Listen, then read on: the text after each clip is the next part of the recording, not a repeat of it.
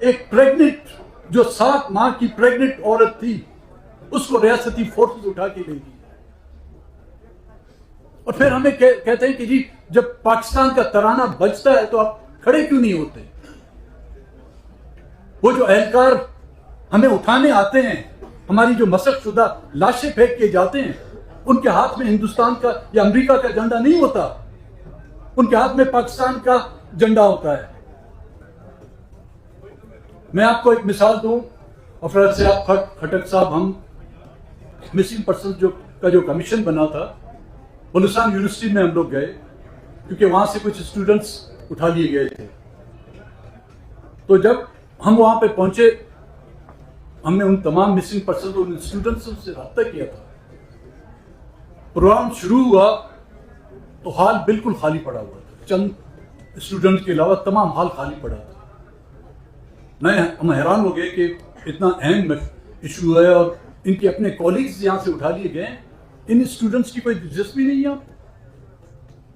خیر، پروگرام تلاوت سے شروع ہوا، نیشنل اینتھم چلا تو ہم سب اس کے احترام میں کھڑے ہو گئے.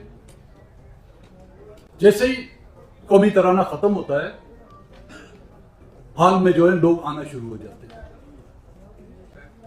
اور اس حال میں پھر اتنا کچاکچ بڑھ جاتا ہے کہ ایک آدمی کے بیٹھنے کی جگہ نہیں. وہ کیوں باہر بیٹھے تھے؟ وہ اس قومی ترانے کے احترام میں کھڑے ہونا نہیں چاہتے تھے. کیا کبھی کسی نے یہ پوچھا کہ قومی ترانے کے احترام میں وہ کیوں کھڑے ہونا نہیں چاہتے؟ کیونکہ بلوچستان کا نوجوان پاکستان کی سیاست، پاکستان کے پارلیمنٹ، پاکستان کے آئین اور پاکستان کی پولیٹیکل پارٹیوں پہ جو ہے اس کا یقین اٹھ گیا ہے.